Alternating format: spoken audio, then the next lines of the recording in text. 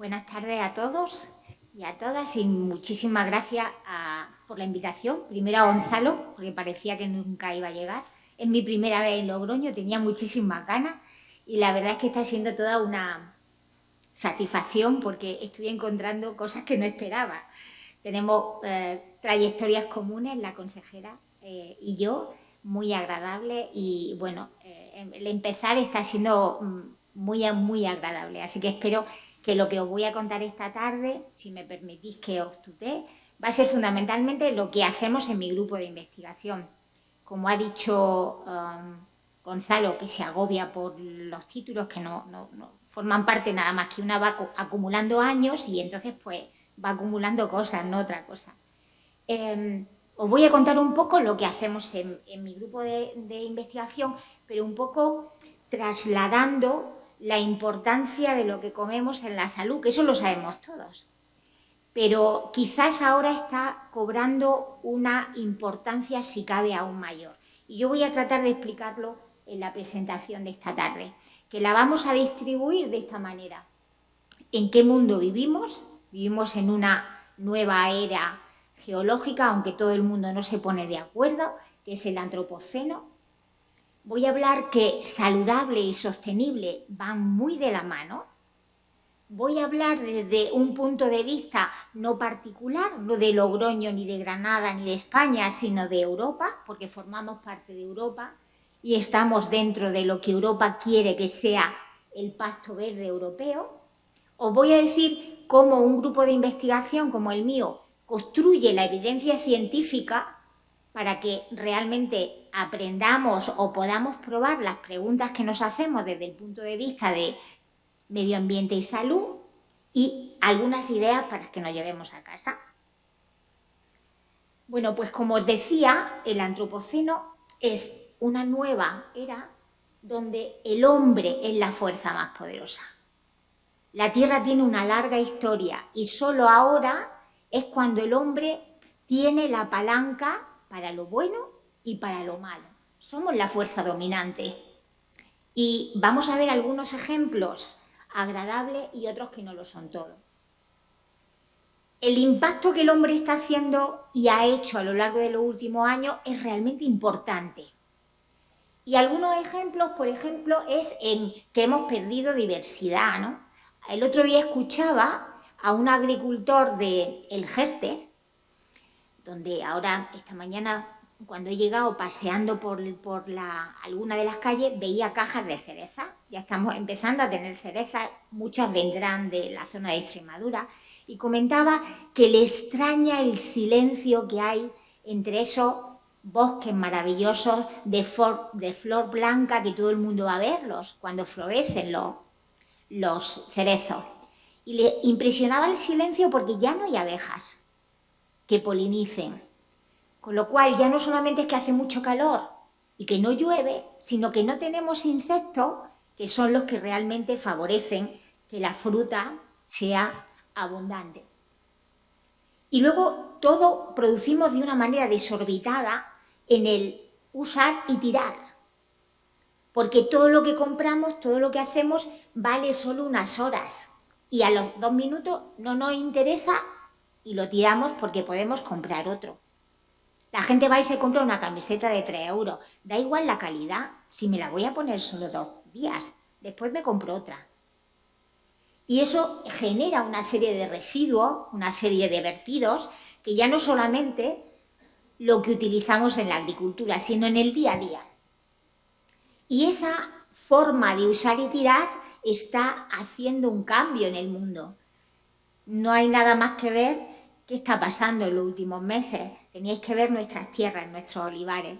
No hay absolutamente agua, la tierra está seca y los topillos están royendo los tubos, las tuberías del goteo que tienen muchos de nuestros agricultores. Es decir, necesitan agua, no tienen agua y los recursos hídricos subterráneos pues los estamos eliminando porque hemos pensado que la producción tenía que ser siempre constante y cada vez más porque lo valemos.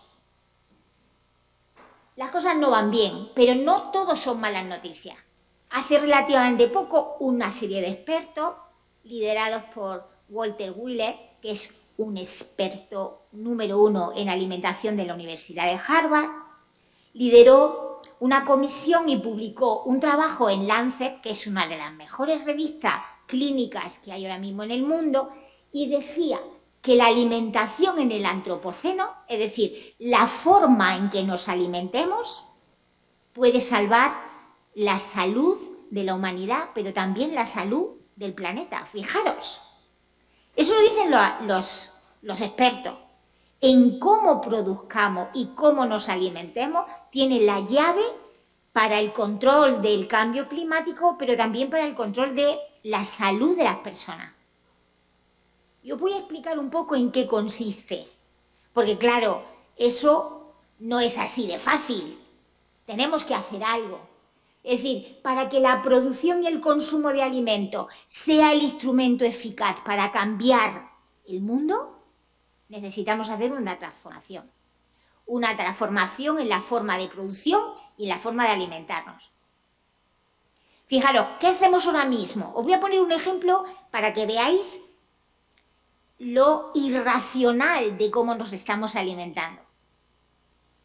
Se están sembrando grandes latifundios de cebada, de grano y de maíz en Argentina, grandes latifundios, para producir un grano que en barco se traslada a Barcelona para alimentar a macrogranjas de cerdos en España, cuya carne va a servir para el mercado asiático. Ese es un modelo actual. Es decir, eso no tiene ni pies ni cabeza. Así, lógicamente, no podremos cambiar nada. Necesitamos una transformación real, pero una transformación porque ya llegan aquí la gente. A ver, ¿qué transformación nos vas a decir? Porque dentro de nada, en el 2050, vamos a ser 10.000 millones de habitantes que tenemos que comer. ¿Vale? Entonces, ¿seguimos así? Así es como lo estamos haciendo ahora mismo. Esta es la dieta actual de la Tierra, que significa que es una dieta no saludable. Como decía antes Juanma, comemos mal, comemos mucho y comemos de forma no saludable, con una dieta de alta morbilidad y alta mortalidad. España es uno de los países con el mayor índice de sobrepeso y de obesidad infantil.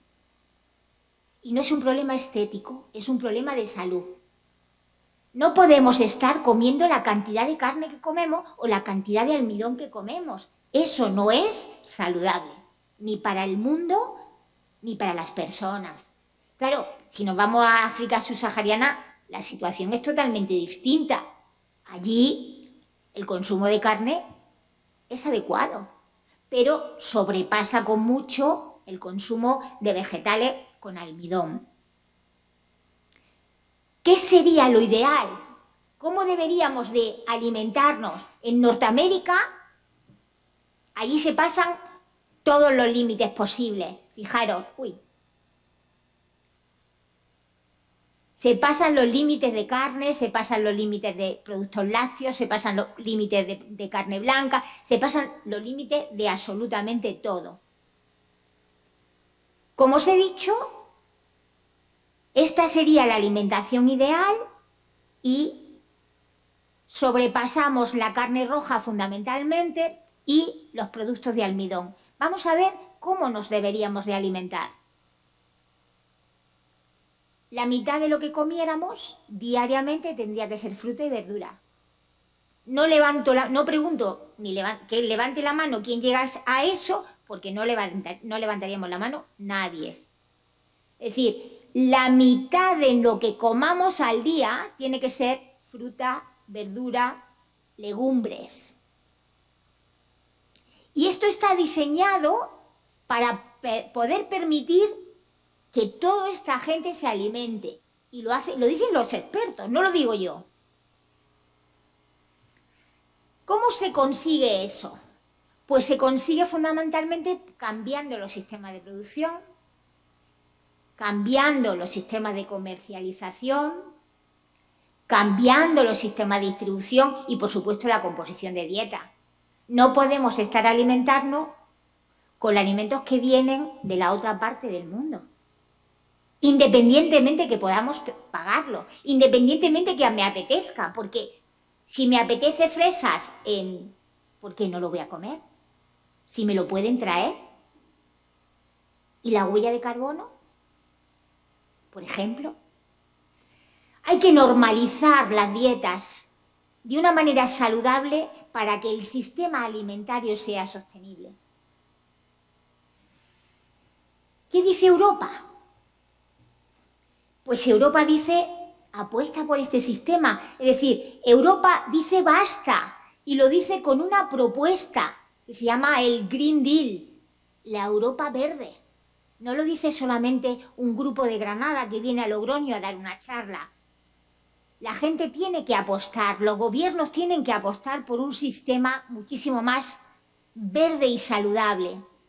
Y ese sistema verde saludable consiste en que hay que aumentar la biodiversidad, no comer jota, caballo y rey. La manzana verde, el tomate rojo exactamente igual y la naranja. Hay otras cosas. De pronto hemos eliminado la variedad porque alguien ha decidido que no nos gusta. Y tenemos que comer de lo que está cerca, de la granja a la mesa, es decir, de lo que tenemos a nuestro alrededor, de lo que se cultiva en nuestro entorno. Que tenemos que conocerlo porque no lo conocemos. Conocemos lo que nos ofrecen los mayoritarios, pero no lo que tenemos cerca. Eso va a permitir, por supuesto, una agricultura sostenible. Va a producir un consumo menor de energía y una energía que sea limpia, con una industria sostenible, en un intento de construir y renovar, reutilizar, no tirar, moviéndonos de una manera sostenible. Dice Gonzalo, está Granada muy lejos.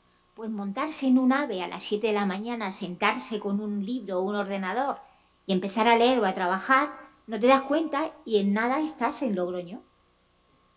Claro, es más fácil irse a un aeropuerto, montarse en un avión y en 4 horas estar en Helsinki, porque esta noche me apetece cenar allí.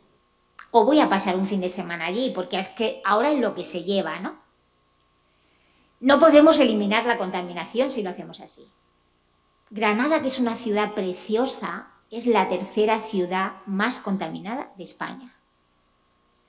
Tenemos una situación geográfica con una sierra que normalmente está blanca y que este año no, que rodea la ciudad y que impide la movilización de toda la contaminación que produce el tráfico. Pero vamos en coche hasta el Hipercor y no nos dejan subir a la segunda planta porque el coche no sube. Si no, lo haríamos. La contaminación tiene que llevar medidas concretas para reducir de una manera rápida y eficiente. Y las administraciones tienen que decir, se acabó, aquí no entra el coche. Sé que no son medidas, pero es que hasta aquí no entra el coche y andamos. Que encima es saludable porque nos movemos. Y de esa manera también podemos controlar el clima que tenemos. Porque nos estamos quejando de lo que tenemos, del cambio climático, pero nosotros somos los causantes. Pero yo he venido aquí a hablar de mi libro. Yo he venido aquí a hablar realmente de lo que hacemos. El 25% de las enfermedades que estamos viendo, soy de la Facultad de Medicina, tengo un hospital enfrente, trabajo con la gente que va al hospital y vemos que cada día se diagnostican más enfermedades relacionadas con el medio ambiente, con los cambios de temperatura, con lo que comemos, con el estilo de vida que desarrollamos. Y esas enfermedades son cada vez más graves y más letales. Una de ellas es el cáncer. Ayer me comentaban en el servicio de oncología que acababan de diagnosticar a una chica de 28 años con cáncer de mama. Eso no se veía antes. La gente enfermaba de cáncer a los 50, 55, 60. Estamos diagnosticando cánceres muy tempranos y súper agresivos. Cada vez tiene la gente más diabetes. vez tiene la gente más problemas de asma, problemas respiratorios, problemas cardiovasculares. Llevo 25 años en la facultad y eso no se veía antes. Y la gente no cambia genéticamente en 25 años. Esto hay que cambiarlo. Y probablemente, mediante la alimentación, tengamos un arma realmente capaz de modificarla. No podemos seguir con una producción convencional donde llevamos tiempo trabajando, y os voy a hacer un repaso de qué significa alimentarse de producción ecológica convencional. Mi tesis doctoral, que ya hace muchos años que la defendí, iba de qué pasaba con la producción de los invernaderos en Almería. Era cuando el boom de la alimentación en invernadero, donde se producían 4 cosechas y donde la gente del ejido era rica. Empezaron a comprarse unos cochazos impresionantes porque vendían a Europa y producían dinero, a costa de utilizar muchísimos contaminantes orgánicos persistentes, los pesticidas orgánicos persistentes, los organohalogenados. Era la única manera de producirlo.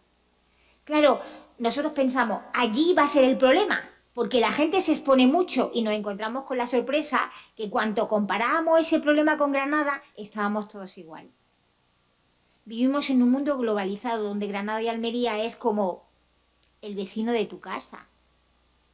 Pero parece que todo se había solucionado porque los malos de la película, que eran los pesticidas, los plaguicidas persistentes, los que tenían halógenos, yo como buena química les recuerdo siempre a la audiencia que cuando estudiamos la tabla periódica hay una columna ya al final de los halógenos, flúor, cloro, bromo, yodo y astato, que cuando se incorporan a una estructura química fastidian en algún sentido. Fastidian porque no somos los seres vivos capaces de metabolizarlo. Para metabolizar una estructura química tiene que tener algo sencillo, un carbono, un hidrógeno, un oxígeno, algo orgánico, materia orgánica que se descompone. Si ahí le metemos un halógeno, ya persistentes, porque no nos lo podemos quitar de en medio, perdura su efecto en el ambiente. Por eso se empezaron a utilizar, porque el efecto plaguicida era permanente de hasta tener una vida media de 18 años. Significa que si yo ponía 1 gramo de DDT, necesitaba 18 años para que pasara a medio gramo y otros 18 para que pasara 1/4. Pero pensamos que ahora venimos y decimos, se prohíben, atención, BOE, esto ya no se puede utilizar. Pero ¿y lo que se ha quedado en el medio? ¿Y lo que se ha bioacumulado en los seres vivos? Y biomagnificado en la cadena trófica. Porque nosotros estamos en el tope de la cadena y vamos acumulando todo lo que otros han acumulado. No se eliminan las cosas porque salga en el BOE la prohibición. Seguimos encontrando residuos que se prohibieron, compuestos que se prohibieron. Hace 35 años el DDT se prohibió en el 86. A lo mejor en el 83, no me acuerdo. Y cuando vamos a medir en placenta, la placenta es algo que se desecha, que se tira y que pesa entre 600 y 800 gramos. Cuando vamos a medir ahí residuos de compuestos que se prohibieron hace 35 años, como son persistentes, y la madre ahora pare a los 35 años y ha ido acumulando a lo largo de su vida, ese pesticida está en la placenta. Y lo publicamos. Y esos plaguicidas que están en la placenta tienen consecuencias para los niños que se han expuesto en la barriga de su madre durante esos 9 meses. Y lo vamos viendo en las poblaciones de estudio que tenemos en Granada, como una cristorquidia o una hipospadia, es decir, no descenso testicular. Los niños cuyas placentas tienen niveles más altos de estos residuos tienen más riesgo de tener ese problema urológico, que se relaciona con tener problemas de calidad seminal y de fertilidad en la vida adulta o de cáncer de testículo un poquito después. Impregnación en útero, origen fetal de las enfermedades. Pero incluso estamos viendo que se relacionan con la obesidad. Cuanto más grasa hay, más acumulación y más problemas para que esta gente tenga más dificultades para adelgazar o mucha más probabilidad para desarrollar problemas de síndrome metabólico o problemas de otras enfermedades relacionadas. Fijaros, por ejemplo, hexaclorobenceno, hexaclorohexano, DDT o el principal metabolito no se relacionan con PCBs, que también son persistentes, pero sí con pesticidas que hemos estado utilizando durante mucho tiempo en nuestra agricultura. También en diabetes. Ahora las cosas han cambiado porque ya no se pueden utilizar estos pesticidas persistentes. Hemos pasado a otros que no persisten y como no persisten, pues esa fatalidad parece que no la llevan incorporada. En el mercado europeo ahora lo que se venden son organofosforados. Y fijaros, somos líderes cuando nos comparamos con otros países de nuestro entorno en compra de pesticidas. Y estos son datos de la Comunidad Europea, no son datos nuestros. Somos líderes en fungicidas, en herbicidas, en insecticidas y líderes que vamos manteniéndonos en el top 1 o en el top 2 a lo largo del tiempo. También hay que saber interpretar los datos, porque desde Europa nos dicen, no, las cosas van mejor, se consumen menos pesticidas, pero fijaros en las cifras, por favor. El consumo de pesticidas en Europa ha bajado de 360.000 toneladas a 330.000 toneladas. El descenso es ridículo, aunque en esta gráfica parece que las cosas van mejor. El aumento, por ejemplo, de herbicidas es un problema.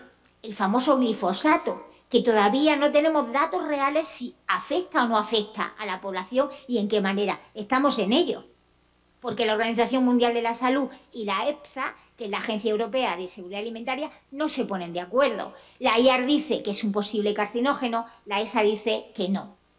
Veremos qué pasa. A nosotros nos interesa nuestra población.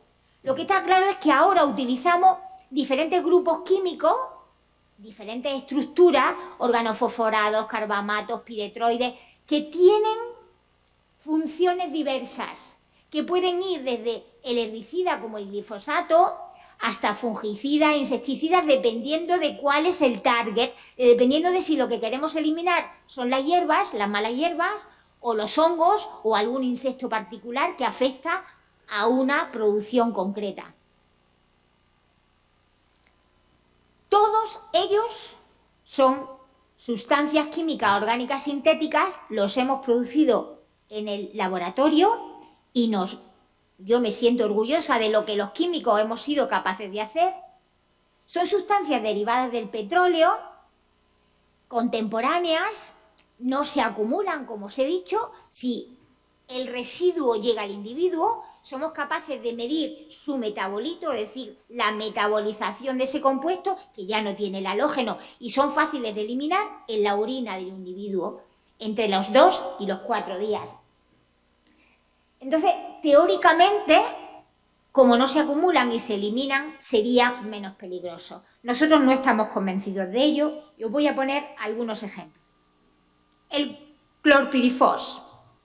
El clorpirifos es un insecticida organofosforado que se sintetizó en 1965, un año después de mi nacimiento. Es un insecticida no sistémico que funciona en contacto por contacto o por ingestión, tiene un efecto choque, se utiliza de manera pulverizando la zona afectada y bueno, tiene un amplio espectro de uso, puede utilizarse para las cochinillas, para la mosca blanca, para los tris de la platanera, para la oruga, los escarabajos. Es decir, es de amplio espectro, un insecticida de amplio espectro. Se empieza a utilizar en el 65 y los que empiezan a evaluar si esto puede ser un problema para la salud o no, como es la Agencia Europea de Compuestos Químicos, la ECA, en el 2008 empieza a decir que, cuidado, que la evidencia indica que esto puede ser peligroso. Y yo me pregunto, del 65 al 2008, ¿cuántos años van? ¿Qué pasa con la exposición que ha ocurrido en esos años? ¿No deberían de haber los que propusieron su utilización demostrado que no había un problema? Hay que ir al revés. 40 años después de su utilización, bien las administraciones o los grupos de investigación demostrar que esa exposición no ha sido adecuada. Dejo esas preguntas en el aire, ¿vale? A pesar de que en el 2008 ya se empezaron a indicar los efectos en salud, no es hasta el 2020 cuando se produce la prohibición real de este insecticida en Europa. Unos años más. El proceso de regulación es muy lento, lleva mucho tiempo y se produce muchísimos años después de que la exposición haya ocurrido. Es más, aunque eso tiene lugar de una manera efectiva, en el año 2021 sale una noticia que dice: Alemania retira del mercado naranjas españolas con alto contenido de residuos en pesticidas. Naranjas españolas que superan el límite máximo admisible de este compuesto para seguridad. Estas naranjas se descubrieron que no eran españolas, sino que se vendían desde España, pero venían de otros países, probablemente de Turquía o de Marruecos. En este mundo globalizado, ¿cómo un grupo de investigación hace evidencia científica? ¿Cómo se prueba que una exposición a concentraciones súper pequeñas en lo que comemos día a día afecta realmente a las personas? Pues os voy a poner un ejemplo de qué hacemos en nuestro grupo. Nosotros tenemos población que de manera voluntaria, esto está en inglés pero lo voy a explicar de manera más fácil, tenemos una cohorte de nacimiento, es decir, a las madres que se quedan embarazadas en diferentes sitios de España, en Granada, en Valencia, en Ribera de Ebro, en Menorca, en Sabadell, en Guipúzcoa, en Asturias. Tenemos en total 4.000 mujeres embarazadas y sus hijos que nacen, que los convencemos para que sean como nuestro grupo piloto de pruebas para ver qué pasa. Vamos analizando diferentes muestras biológicas que nos proporcionan, le vamos haciendo encuestas y vamos viendo cómo van evolucionando en salud. Queremos que estén lo más sanos posible y les damos la información mejor para que eso ocurra. Y lo que vamos haciendo es que vamos midiendo diferentes metabolitos de estas sustancias en la orina de los niños o de las niñas. Conforme van siendo niños, ya nuestros niños no son tan niños, nuestros niños de Granada van a cumplir 23 años, porque empezamos a reclutar a sus madres embarazadas entre el año 2000 y 2002. Poco a poco, el Gobierno de España, de la Consejería, de Europa, nos van dando dinero para proyectos de investigación y vamos analizando y haciendo diferentes hipótesis de trabajo. Pues tenemos orina en diferentes momentos, recogida, por ejemplo, entre el 2002 y entre el 2012 y el 2019, en 1.561 los datos que os voy a enseñar, y niños que van desde los 8 hasta los 14 años en las diferentes regiones que os he dicho. Como os he dicho, el diseño es precioso, porque vamos siguiendo a la gente a lo largo de la vida y vamos viendo cómo van evolucionando, desde que nacen con su placenta hasta que se van haciendo mayores, y vamos recogiendo orina, sangre y otras cosas, tanto en Granada como cuando hacemos estudios en toda la población que os he dicho que representaría de alguna manera la población española. ¿Qué medimos? Lo que nos dice Europa que hay que medir. Los prioritarios, los que preocupan, los que se relacionan con experimentos en animales y las cosas no van bien. Entre los organofosforados, pues medimos metabolitos principales del coprifos, como he dicho, del diacinón, Medimos metabolitos, que no voy a decir las siglas porque no viene a cuento, pero medimos metabolitos de insecticidas, de piretroides, de carbalylos, de fungicidas. Y si están en la orina es porque se han ido exponiendo. Pues fijaros, vamos a ver un ejemplo. El 60% de los niños que medimos tienen residuos de órgano fosforado. El 40% de piretroides, un poquito menos de carbarylo y un 58% de fungicida de Mancozeb. Es decir, que lo interesante de esta diapositiva es que los niños no tienen una cosa. La naranja en Alemania la retiraron porque superaba la concentración máxima permitida de 1. Si los niños fueran un tomate no se podrían vender. Tienen de todo. Fijaros, todo lo que medimos, pues tienen. En menor o en mayor proporción, claro, dice la gente, pero no tienen mucho, tienen poquito. Pero ¿cómo que no tienen mucho? Fijaros los niños de Asturias, o los de Guipúzcoa, o los de Granada.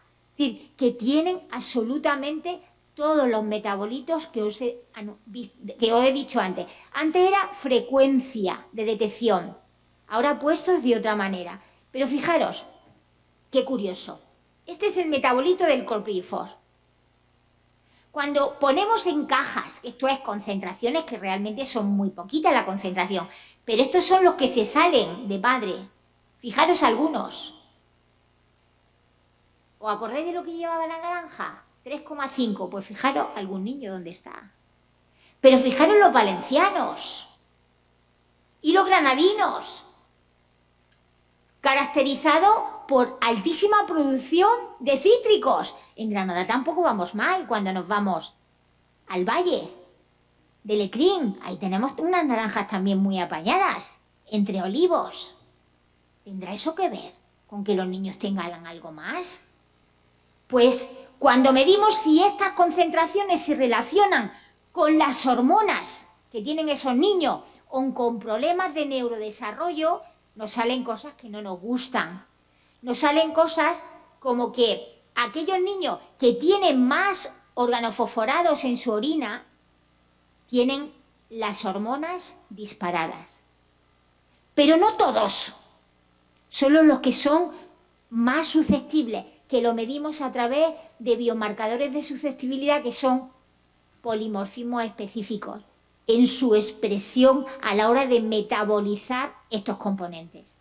Es decir, la exposición es general, es a combinados, pero no todos responden de la misma manera a esa exposición. Y no solamente se relacionan en problemas hormonales, las hormonas son las que determinan el desarrollo sexual, el desarrollo cognitivo. Es decir, son los mensajeros entre órganos. Son importantísimos, no solo que nos diga nuestra madre, tienes las hormonas disparadas y no hay quien te aguante. No, son realmente fundamentales para que funcionen bien las personas. Pero también vemos efectos más sutiles, efectos en neurodesarrollo, en inteligencia, en lenguaje, en atención, en memoria verbal. Fijaros, cuando medimos el índice intelectual de los niños no es que estén mal, son 3 o 4 puntos menos en el coeficiente. Pero eso hace que la clase se mueva, que la curva de normalidad se mueva hacia la izquierda y que cueste mucho más sacar a la clase adelante. Son cambios muy pequeños, que a lo mejor son imperceptibles en un individuo, pero en una sociedad hacen un cambio. Hacen un cambio para que veamos problemas de comportamiento, de incumplimiento de reglas, de agresividad, problemas de pensamiento, de irritabilidad, de agresividad en las aulas. ¿Dónde? En los más expuestos, en los que tienen niveles ligeramente superiores, muy poquito superiores a los demás, esos que se separan de la normalidad. Problemas de inatención, síndrome de hiperactividad, lo estamos viendo todos los días en las aulas, nos lo dicen continuamente los profesores. No son grandes síntomas que vayan a la clínica, aunque cada vez se diagnostican más. Problemas de tipo social, problemas que al final determinan cómo va la educación de ese país, de esa población. Cuando medimos problemas hormonales, antes os he enseñado fundamentalmente hormonas sexuales, pero hay unas hormonas fundamentales que se relacionan con el neurodesarrollo, que son las hormonas tiroideas. La T3 y la T4 también se ven afectadas y esas podrían explicar la disminución en el coeficiente de inteligencia, las pérdidas de memoria, los déficits de atención, el autismo. Esto está probado cuando se exponen animales de experimentación a las concentraciones que encontramos en la orina de los niños. Eso le ocurre a las ratitas.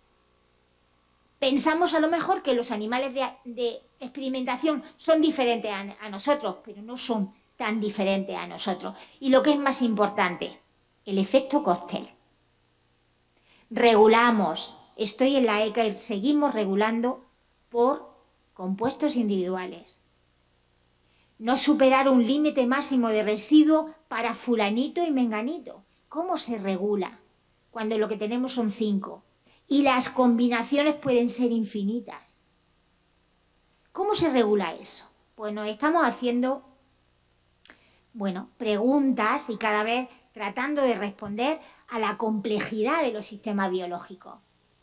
En niñas estamos viendo un patrón de adelanto de la pubertad. Tenemos ya niñas con aureola mamaria a los 7 y a los 8 años. Y tener aureola mamaria a los 7-8 años significa que tu ovario ya está produciendo estradiol y que tu riesgo de enfermedades hormonodependientes se dispara. A lo mejor por eso estamos diagnosticando cáncer de mama tan tempranos, cuando tenemos menarquias tan tempranas. Pues este tipo de investigación, que lógicamente se publica en revistas de impacto, que es como nos comunicamos los científicos en el mundo, es lo que producimos con el dinero que nos dan las administraciones públicas y que tenemos la obligación no solo de hacerlo entre nuestros iguales, sino de venir a Logroño y contároslo a vosotros. Es nuestra obligación hacerlo. Es nuestra obligación hacerlo, que la exposición a pesticidas en población española, en niños y en adolescentes, está suponiendo un retraso en la maduración sexual de los chicos, pero un adelanto de la maduración sexual de las chicas. Y que eso hay que revertirlo. Y la única manera de revertirlo es no exponernos a pesticidas no persistentes. Y la única manera de no exponerse es consumir alimentos que no lo tengan. Así de fácil. Y esto no es algo de un subgrupo, elegidos o, no sé, perroflautas, permitidme la expresión, que hemos decidido que queremos alimentarnos de otra manera y que tenemos el dinero para pagarlo. No. Esto es algo que está relacionado con salud, porque si disminuimos el empleo de pesticidas y regulamos para ello, podremos realmente marcar una diferencia en salud humana. Y estamos convencidos de ello y lo publicamos y probamos nuestras hipótesis. No solo nosotros. La fruta y la verdura es la principal vía de exposición a estos contaminantes. Sí, también se utilizan para matar los mosquitos de nuestra casa, pero fundamentalmente son la fruta y las verduras la vía de exposición. Y cuando se hacen intervenciones o se ve a la población que consume ecológico, se mide su orina y los niveles son mucho más bajos. Así de simple. No lo decimos nosotros, lo decimos otros. Y quien consume más ecológico, como he dicho, tanto niños o adultos, tiene niveles mucho menores en orina de estos residuos. ¿Cuánto menos? Pues desde un 20 hasta un 60%. Es decir, estos son población de niños y adultos alimentados fundamentalmente con una intervención donde se reduce la exposición a pesticidas a través de fruta y verdura, y se ve claramente que la reducción es evidente a todos los componentes que yo he medido antes en la población española. Es decir, que haciendo intervenciones o pasando ecológico se obtiene un resultado real. Fijaros lo que es la exposición en población con convencional y la exposición con población en ecológico, tanto en adultos como en niños. Y a mí me interesan estos. Me interesa la mujer embarazada, me interesan los niños, porque la exposición en ese momento es mucho más preocupante.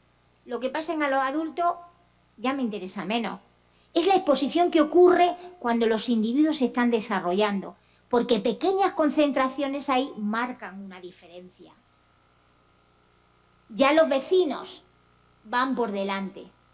En Francia ya han hecho un estudio para ver cómo enferman de cáncer las poblaciones que consumen ecológico y enferman mucho menos. ¿Cuánto menos? Pues un 25% menos de riesgo de tener cáncer de mama, linfoma no-Hodgkin y otros tipos de cáncer. Es decir, que ya lo hacen, han seguido a 70.000 franceses que consumen fundamentalmente ecológico durante 10 años y son más sanos cuando lo comparan con la población francesa que no tiene este patrón alimentario. ¿En qué? Pues en enfermedades hormonodependientes, ya lo he explicado yo antes, cáncer de mama y linfoma no-Hodgkin. Lo han hecho nuestros vecinos, ¿por qué no lo hacemos nosotros? ¿Por qué tienen que llevarnos la delantera?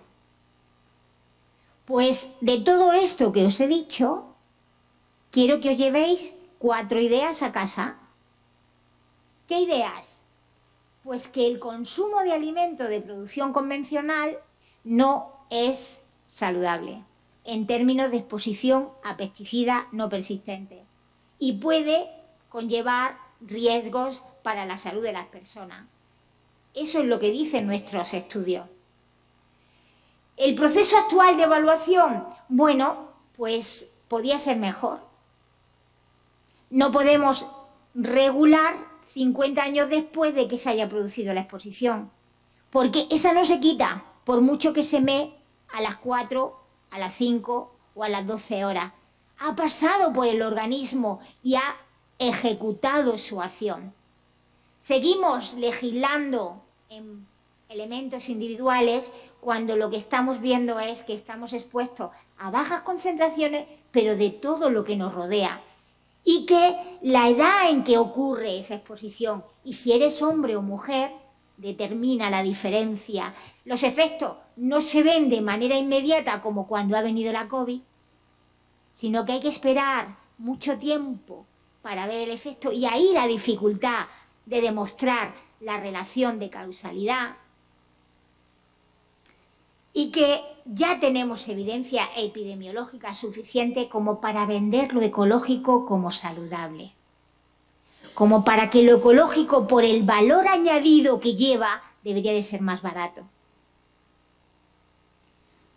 Debería de ser mucho más saludable y que la población lo sepa y que los clínicos lo recomienden y que los que apostáis por eso realmente os sintáis orgullosos de que no es solamente apostar por un ambiente, por un entorno, por una tierra más saludable, sino por una población con más salud. La propuesta que os dejo aquí, el precio de los productos ecológicos versus quién paga las externalidades cuando han pasado tanto tiempo. Eso debería de llevar un precio añadido. Este sería el mensaje para llevarse a casa. Come productos de producción ecológica, los productos frescos, los de proximidad, los de temporada. Paga el precio que tienes que pagar. No vayas a la baja, porque el producirlo requiere un esfuerzo. Come de todo, pero menos. Come poco. Tu salud te lo agradecerá y contribuirá a la sostenibilidad del planeta. Y este es mi grupo de investigación, celebrando mi cátedra de hace unos años, que son los que trabajamos día a día y los que producimos esta investigación, no solamente yo. Y muchísimas gracias por haberme invitado. Ha sido un placer.